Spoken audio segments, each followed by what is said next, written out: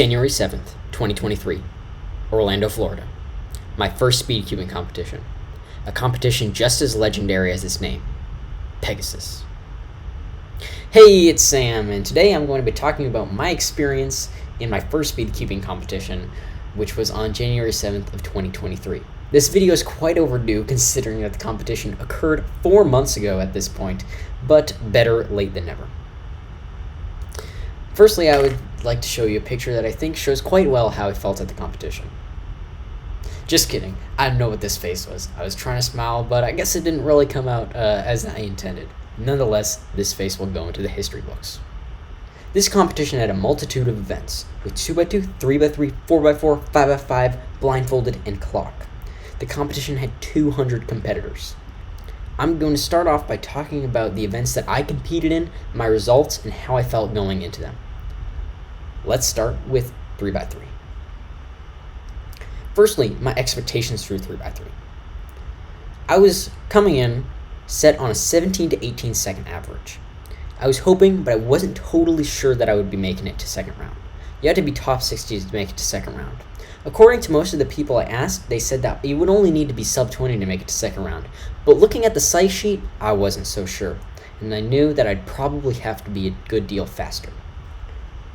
Unfortunately, I don't have any footage or even a picture of my first solve, so I'll just have to show you this picture, and I'll explain the context of this picture shortly.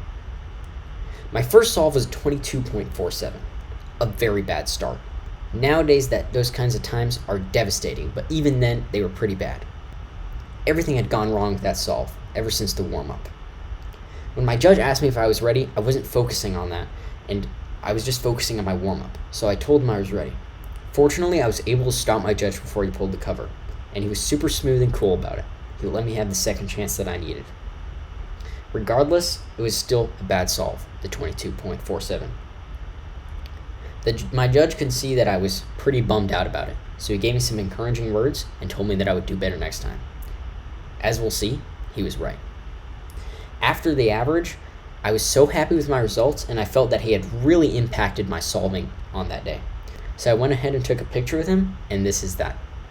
I'm grateful that he gave me that opportunity with his encouraging words and second chance on the inspection.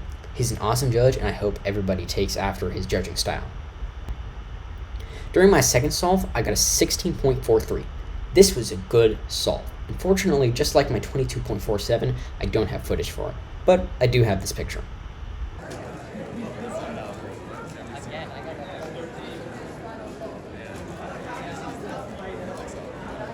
Caution, 3, 7.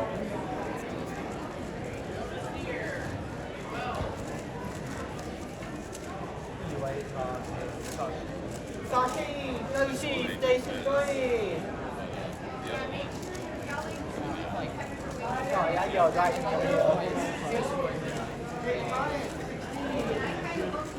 Oliver Codigan, station 4. Rider, 18. My third solve was a 17.85, just as shown in this video. This was a pretty average solve. I was overall happy with it because it was keeping me on track for my goal to get a sub 18 average.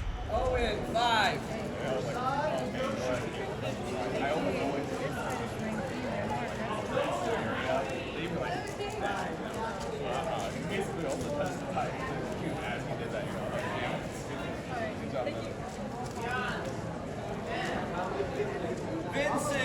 Vincent, 17.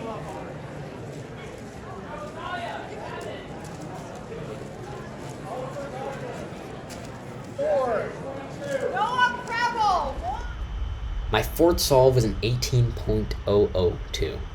It's on the WCA as a flat 18, since of course the WCA does not include the third decimal. I was sort of bummed out about this solve because I just missed a sub 18 single, but it still was keeping me on track for a pretty good average, so I was slightly frustrated, but overall it wasn't too bad.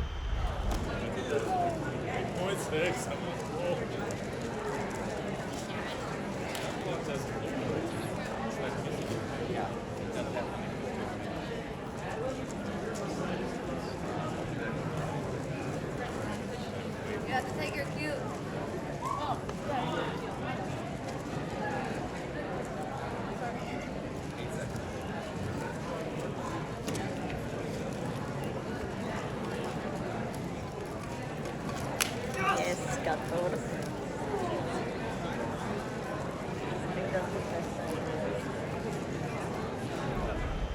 On the final solve, I got a 14.47 single, which was awesome. Even at home, I would not get those super often at that time. So it was awesome to get one of those in competition, and in a very satisfying way to end off the average. An awesome PR single. All of these solves combined in the end allowed me to get a very solid average of 17.43 seconds. Definitely better than I was expecting.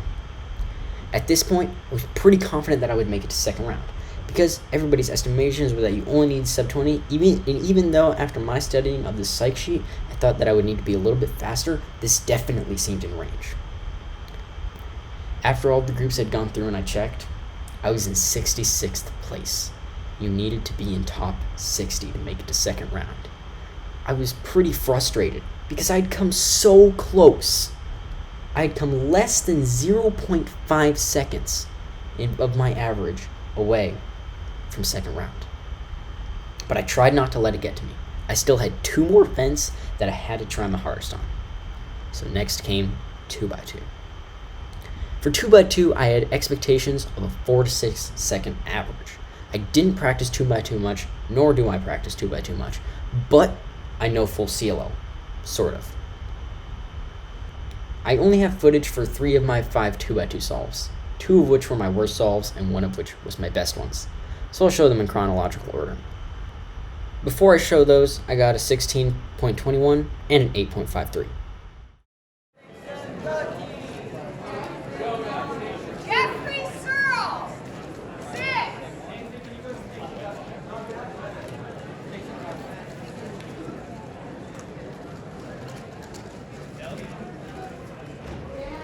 My 17.27 was my worst solve in the 2x2 average. Of course, I was aiming for a 4 to 6 average, so all of my previous times, the 6 and the 8, were already bad. But the 17 was terrible. It was the worst solve of the average. I messed up the layer, and I rotated instead of doing an AUF for my J-perm to finish. It was unimaginable.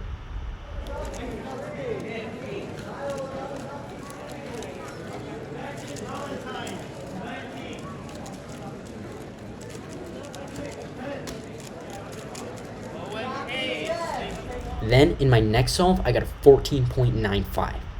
This was also super bad. And this was counting. This would affect my average. I messed up my layer and just threw the solve. It was very bad. In my final solve, I got a decent 4.79 single. I was still super frustrated. It was an alright single with an absolutely terrible average. I ended off in 132nd place. I was super disappointed because I had come with much higher expectations. So far the day had balanced out quite well. 3x3 was quite good even though I didn't make it to second round, and 2x2 was very bad. I only had 1 more event to compete in, 4x4. My expectations for 4x4 were quite interesting. I was actually expecting better results than those I got at home, because whenever I practiced at home, I wasn't totally focused. I was talking with a friend, or siblings, or listening to music maybe, but I was never really fully focused on solve, so I actually expected to do a fair bit better in competition.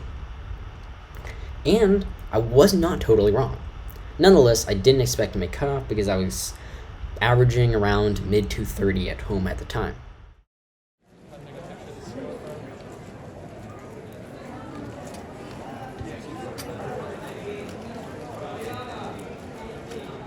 My first solve was my PB 4x4 solve at the time, and I only recently broke it.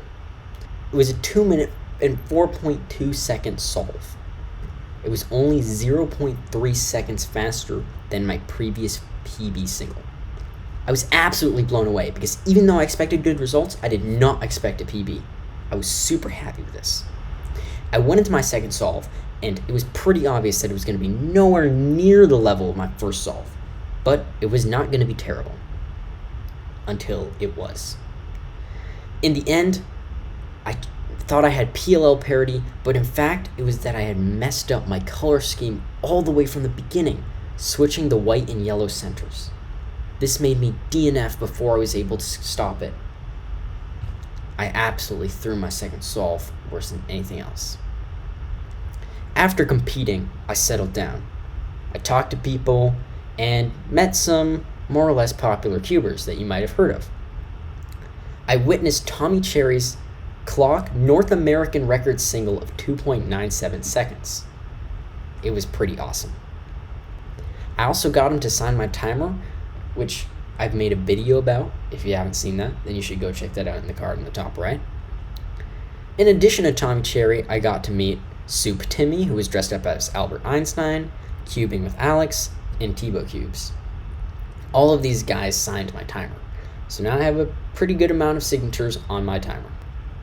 There were lots of things that went unrecorded about this competition, from just me hanging out, doing casual races, discussing color neutrality and algorithms and methods.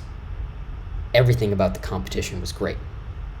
I'm super excited to say that I've already scheduled 2 more competitions within the next 2 months, and I'm going to be making videos about those ones too. Make sure to leave a like so that you get to see those videos, and I'll try to get all my solves recorded this time. Thank you so much for watching, and I'll see you in the next video.